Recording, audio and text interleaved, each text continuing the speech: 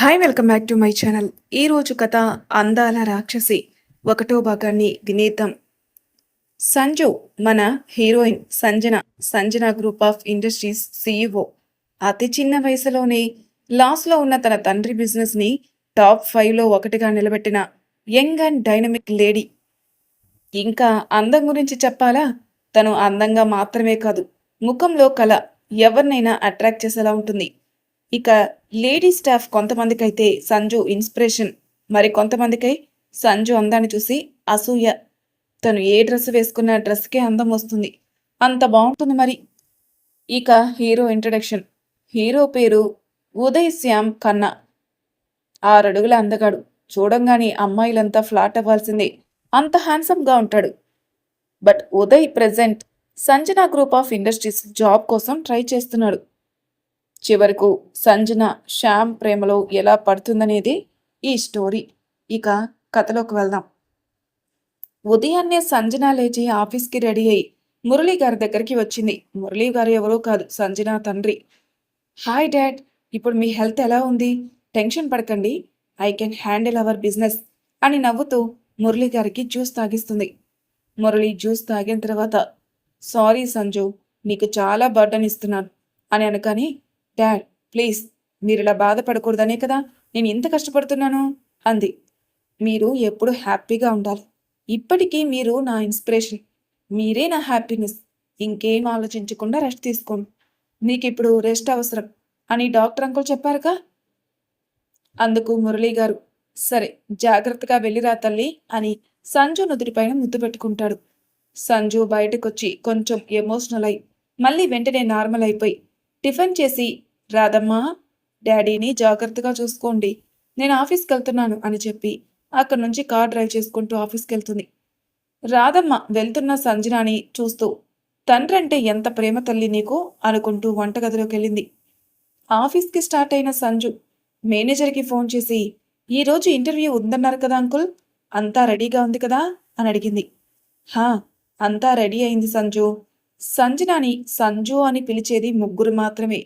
అది సంజన తండ్రి, రెండోది మేనేజర్, అతని పేరు కుమార్, ఇంకొకరు కీర్తన, ఆమె ఫ్రెండు అని చెప్పి, ఇంకా ఎంత టైం పడుతుందమ్మా అని అడుగుతాడు. వచ్చేస్తున్నాను అంకుల్, ఒక 30 మినిట్స్లో ఆఫీస్లో ఉంటాను అనగాని సరే అని చెప్పి ఫోన్ కట్ చేస్తారు. అప్పుడే సడన్గా కారు ఎదురుగా ఉన్న చిన్నపిల్లని చూసి పక్కకు తిప్పుతుంది. కానీ అప్పటికే సంజన కారు అటుగా వెళ్తున్న బైక్కి డాష్ ఇవ్వడంతో బైక్తో సహా ఒక అబ్బాయి కింద పడి ఉంటాడు. వెంటనే సంజన కారు దిగి ఆ అబ్బాయిని చూసి, సారీ, నీకు దెబ్బలేమి తగలలేదు కదా అని కంగారుగా అడిగింది.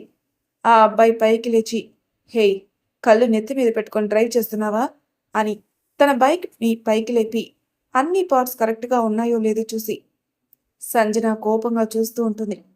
ఆ అబ్బాయి, ఏంటే కోపంగా చూస్తున్నావు, నీ చూపుకి భయపడేవాణ్ణి కాదు అన్నాడు. రోజు ఇలాగే అందరినీ చంపేస్తున్నావు యాక్సిడెంట్ చేసి అని సూటిగా సంజన కళ్ళలోకి చూస్తూ అడుగుతాడు.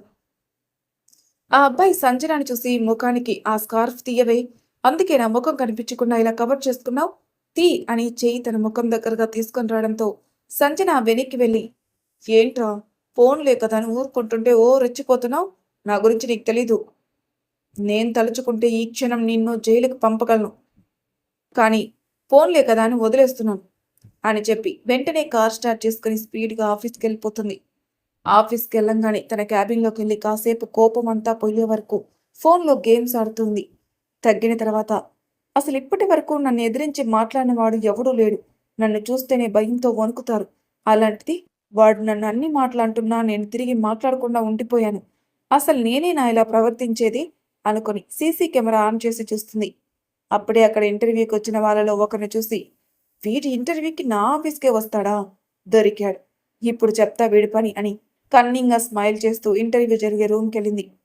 అక్కడ ఇంటర్వ్యూ చేసే వాళ్ళకి చెప్పి తను కూడా ఇంటర్వ్యూ ఎలా జరుగుతుందో చూద్దామని వచ్చానని చెప్పి చైర్లో వాళ్ళతో సమానంగా కూర్చొని ఉంటుంది. ఇంటర్వ్యూ స్టార్ట్ అవడంతో ప్యూన్ ఒక్కొక్కరు పేరుని పిలవడంతో ఒక్కొక్కరు లోపలికెళ్ళి వెంటనే బయటకు వచ్చేస్తూ ఉంటే, బయట ఉన్న వారికి లోపల ఏం అడుగుతారో అని టెన్షన్గా వారి పేర్లు ఎప్పుడు పిలుస్తారా అని ఎదురు చూస్తూ కూర్చున్నారు. అలా ఒక్కొక్కరు అయిపోయి చివరి ఒక్కరే మిగిలి ఉండడంతో సంజన అందరినీ బయటికి వెళ్ళమని చెప్పి తనొక్కతే ఉంటుంది ఇంటర్వ్యూ రూమ్లో. చుట్టూ ఏం జరుగుతుందో తనకు పట్టనట్టుగా ఫోన్లో క్యాండీ క్రష్ గేమ్ ఆడుకుంటున్న ఆ లాస్ట్ పర్సన్ పేరు పిలవగానే ఫోన్ ఆఫ్ చేసి హాయ్ బాబాయ్ అని ప్యూన్ని పలకరించి లోపలికెళ్తాడు. అప్పటి వరకు జరిగేదంతా మానిటర్లో చూస్తున్న సంజన ఆ పర్సన్ లోపలికి రావడంతో వెంటనే అటువైపుకు తిరుగుతుంది. మే కమిన్ మ్యామ్ అనగానే ఎస్ కమిన్ అని చెప్పి ఇటు తిరుగుతుంది. తను చూడంగానే కంగారు పడతాడనుకుంది కానీ అలా జరగబోయేసరికి బేబీ కొంచెం హట్ అయింది. ఎందుకంటే తన ఫేస్ బాబు చూడలేదు కదా, మర్చిపోయింది కాబోలు. గుడ్ మార్నింగ్ మ్యామ్ అని చెప్పి అక్కడే నిలబడ్డంతో సంజు నార్మల్ అయి టేక్ యువర్ సీట్ అని చెప్పి చైర్ చూపిస్తుంది. కూర్చొని తన చేతిలో ఉన్న ఫైల్ సంజనాకిచ్చాడు. సంజన తన సర్టిఫికేట్ చూసి షాక్ అవుతుంది. నువ్వు కెనడాలో చదివావా అని అడుగుతుంది. ఆ అబ్బాయి నవ్వుతూ అవును మేడం, అక్కడ చదివితే నాకు మీ ఆఫీస్లో జాబ్ ఇవ్వరా అని ఫేస్ ఇన్నోసెంట్గా పెట్టి అడుగుతాడు. సంజన ఆశ్చర్యంగా చూస్తూ అలా అని నేను అనలేదు కదా, ముందు ఇంటర్వ్యూలో సెలెక్ట్ అవ్వు, ఆ తర్వాత జాబ్ ఇవ్వాలా వద్దా అని ఆలోచిస్తాను అని ఇంటర్వ్యూ స్టార్ట్ చేసింది. ఆ అబ్బాయి సంజన అడిగిన అన్ని ప్రశ్నలకు సమాధానాలు చాలా ఈజీగా చెప్పేస్తాడు. సంజన సర్ప్రైజ్ అయింది. నువ్వు ఇంతకుముందు ఏం కంపెనీలో వర్క్ చేశావు అని అడిగింది. ఆ అబ్బాయి వెంటనే ముంబై యూకే గ్రూప్ ఆఫ్ ఇండస్ట్రీస్లో వర్క్ చేసేవాడిని మ్యామ్ అన్నాడు. కొన్ని కారణాల వల్ల ఆ ఉద్యోగం మానేయాల్సి వచ్చింది. ఇప్పుడు హైదరాబాద్లోనే ఉంటున్నాను. అక్కడ యూకే కంపెనీస్ తర్వాత మీ కంపెనీకే అంత ఫేమ్ ఉంది, బట్ ఈ కంపెనీ సీఈఓ ఇప్పటి వరకు ఎవరికి ఇంటర్వ్యూ ఇవ్వలేదని తెలిసింది. సోషల్ మీడియాలో కూడా తక్కువ ఉంటారని కూడా చాలా విన్నాను. అవి నువ్వు ఒకసారి మీట్ అవ్వచ్చా అని అడుగుతాడు. సంజన నవ్వుతూ నీ ముందున్నది నువ్వు చూడాలనుకున్న పర్సన్ని నేనే అని అనకని ఓ గాడ్, మీరే నా సంజన మేడం అంటూ ఆ అబ్బాయి చాలా సంతోషంగా చెప్తున్నాడు. మనసులో నాకు కావాల్సింది ఇంత త్వరగా నా కళ్ళ ముందు కనిపించేలా చేశావు, థ్యాంక్స్ గాడ్ అని అనుకుంటాడు. Sanjana I know, UK group of industries అంటే వరల్డ్లోని టాప్ 10 కంపెనీస్లో ఒకటని తెలుసు. ఆ కంపెనీ సీఈఓ కూడా ఇప్పటి వరకు ఎవరికీ తెలియదు కదా, నువ్వు చూసావా అతన్ని అని చాలా ఎక్సైట్ అవుతూ అడిగింది. ఆ అబ్బాయి నవ్వుకుని లేదు మేడం, నేనే కాదు, ఆఫీస్లో ఎవరికీ తెలీదు. వరల్డ్ వైడ్ ఆయనకి చాలా కంపెనీస్ ఉన్నాయి, అవి ఎప్పుడు ప్రాఫిట్లోనే ఉంటాయి. ఇది నాకు అర్థం కాదు, మనిషి కనిపించకుండా తన సామ్రాజ్యం మొత్తం చాలా బాగా మేనేజ్ చేస్తున్నారు కదా అనిపిస్తుంది నాకు. సంజన కూడా మనసులో yes, he is perfect gentleman, but how can I meet him అని ఆలోచిస్తూ ఉంటుంది. ఆ అబ్బాయి మేడం అనే పిలుపుతో ఈ లోకంలోకి వచ్చి హా వాట్స్ యువర్ నేమ్ అని అడుగుతుంది.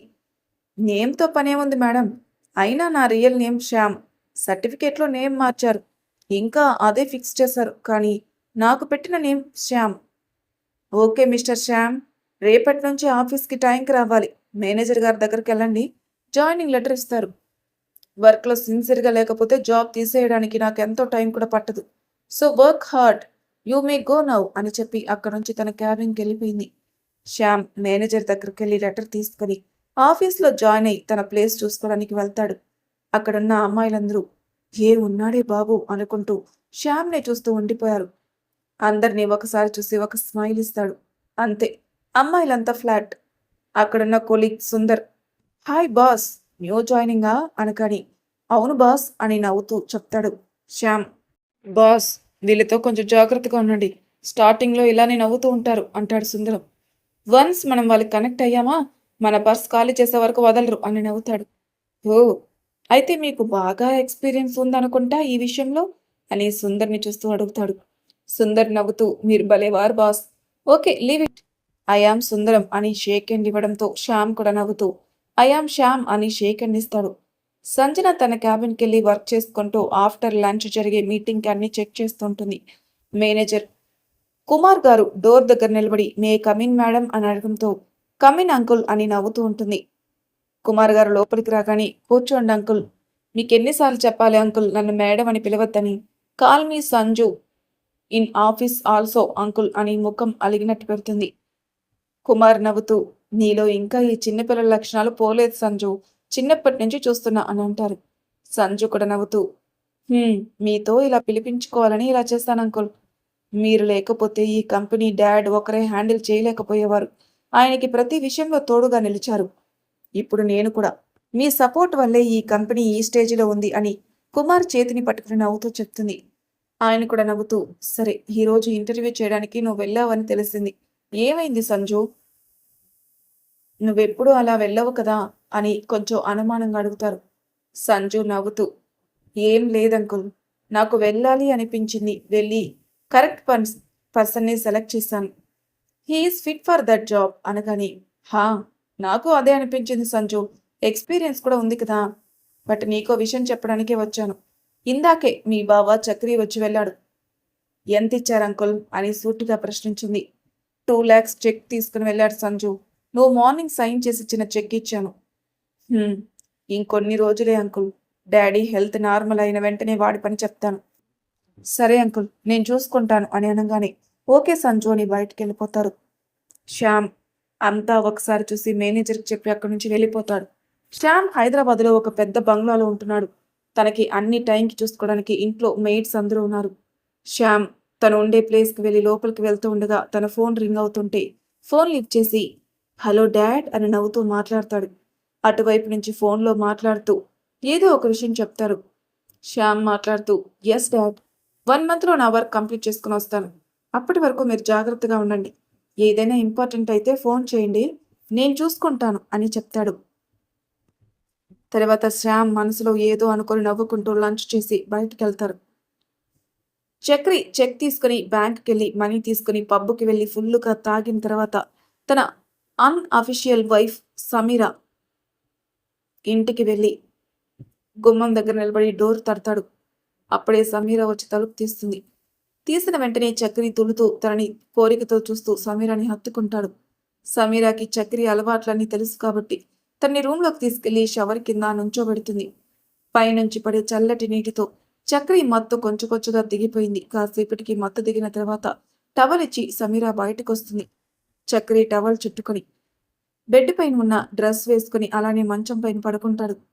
కాసేపటికి చక్రికి మెలకువ రావడంతో సమీర కూడా నవ్వుతూ చక్రి పక్కన పడుకుంటుంది. ఇద్దరూ ఒక్కటవుతారు. సమీరాకి చక్రి అంటే చాలా ఇష్టం. అందుకే ఆమె జీవితంలో తనకు మాత్రమే స్థానం ఇచ్చింది. ఇక్కడ మురళి గారు రెస్ట్ తీసుకుంటూ ఉండగా తన బావ చలపతి ఇంటికి వచ్చి హాల్లో నుండే బావా బావా అని గట్టిగా అరుస్తున్నాడు. మురళి గారు నిద్రలో నుంచి ఉలిక్కి పడి లేచి కూర్చుంటారు. ఇంతలో రాధమ్మ వచ్చి బాబుగారు అయ్యగారు పడుకున్నారు, ఎందుకంత గట్టిగా అరుస్తున్నారు అని అడుగుతుంది.